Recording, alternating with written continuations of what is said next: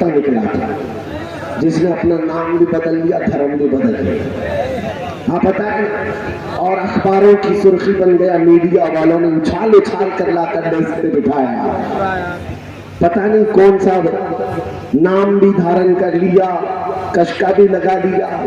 اور اس کے بعد ہوا کیا؟ بس اتنا تھا کہ صاحب کو غلاظت زیادہ پسند رہی ہوگی، اسی لیے چرنوں میں جا کر ان کی چاٹتے رہے.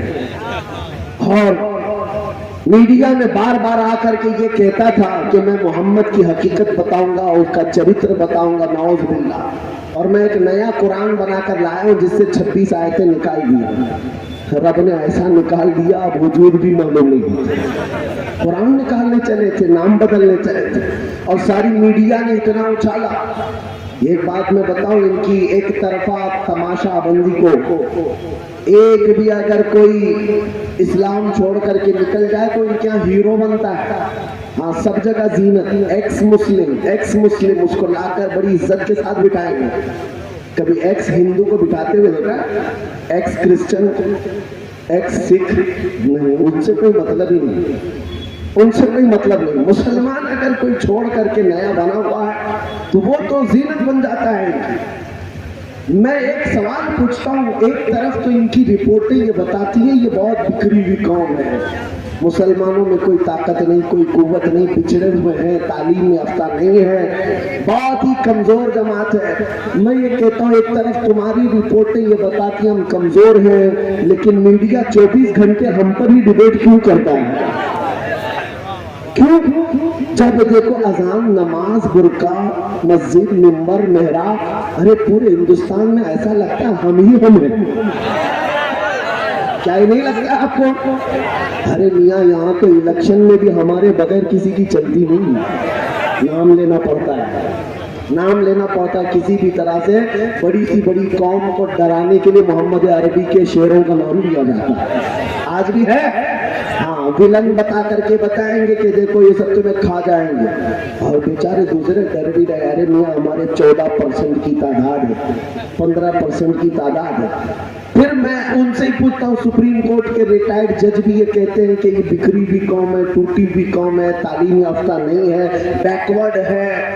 پھر یہ کیوں اتنا تماشا ہمارے اوپر کرتے ہیں، اتنا بھونک بھونک کر کے یہ بتاتے ہیں؟ میرے عزیزوں کچھ بات تو ہے. اقبال نے 100 سال پہلے کہا تھا کچھ بات تو ہے کہ مٹتی نہیں ہستی ہماری، کچھ بات تو ہے کہ مٹتی نہیں ہستی ہماری. صدیوں رہا ہے دشمن دور زماں ہمارا، یونان و مصر و روما سب مٹ گئے جہاں سے، باقی مگر ہے اب تک نام و نشاں ہمارا. توحید کی امانت سینوں میں ہے ہمارے، آسان نہیں مٹانا نام و نشاں ہمارا. کچھ بات تو ہے. ہر جگہ چرچے تمہارے کیوں ہوتے ہیں؟ ہر جگہ تمہارے چرچے کیوں ہوتے ہیں؟ اس لیے میرے عزیزوں کوئی تو دولت ابھی بھی باقی ہے، سب لٹ جانے کے بعد بھی، سب لٹ جانے کے بعد بھی کچھ تو باقی ہے جس کے لیے اتنا تذکرہ ہوتا ہے. وہ تمہیں بار بار بتا رہے کوئی دولت تمہارے پاس ہے، وہ دولت عشق مصطفیٰ کی دولت کا نام ہے. جب تک یہ کمزوروں میں بھی رہے گی بڑی بڑی طاقتوں کو ہلا کر رکھ دیتی ہے.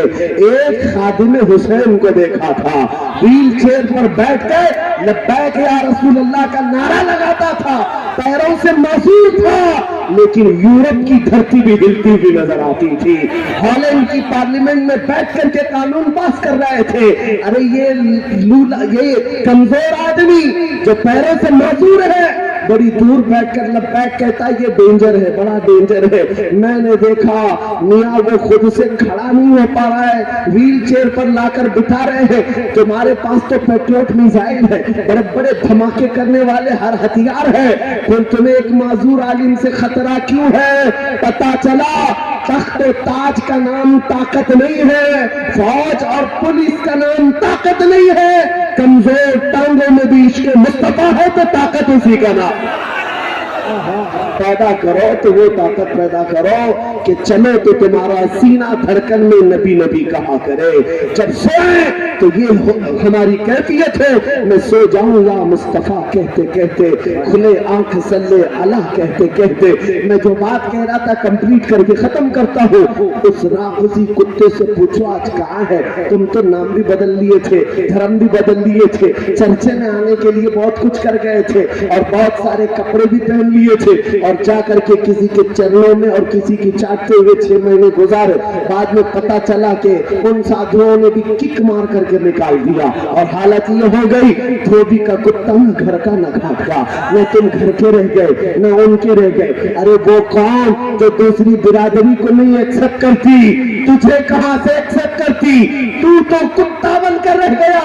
इसीलिए मैं कहता हूं जो मेरे मुस्तफा को छोड़कर कहीं और इज्जत ढूंढने की बात करता है, आला हजरत ने 100 साल पहले कहा था, या रसूल अल्लाह जो तेरे दर से यार फिरते हैं दर बदर यूं ही खार फिरते हैं, और जो नबी का नाम लेवा होता है उसकी इज्जत के क्या कहने, सदियां गुजर जाती है लेकिन इसका नाम मरता नहीं है। 100 साल बीत गए, आला हजरत आज भी जलसों में है। इसलिए नहीं कि वो पठान खानदान के शहजादे थे, इसलिए उनका नाम जिंदा है कि वो बरेली का इमाम जब भी बोलता था तो मेरे मुस्तफा की नाते बोलता था, हुजूर की तारीफ करता था। तो मौला ने ये कानून बनाया जो नबी का होगा वो हर दिल पर राज करता रहेगा। आपको भी राज करना है तो बोलना होगा, सिर्फ इतना बोलना होगा, सबसे आला वो औलाद दोनों आलम का दूल्हा, बुझ गई जिसके आगे सभी मशाले, शम्मा वो लेकर आया खल्क से औलिया, औलिया से रसूल और रसूल से आला, जिसके तलवों का धोवन है आते हया है वो जाने मसीहा। सब चमक वाले उजलों में चमका किए, अंधे शीशों में चमका, गमज़दों को मुज़्दा दीजिए कि है रज़ा बेकसों का सहारा। अरे आखिर में सिर्फ इस बात पर मैं उठ जाता हूँ, सुन्नियों को ये पैगाम देकर, कौन देता है देने को मुंह चाहिए, अरे देने वाला है सच्चा। लब्बैक या रसूल अल्लाह, लब्बैक या रसूल अल्लाह, लब्बैक या रसूल अल्लाह।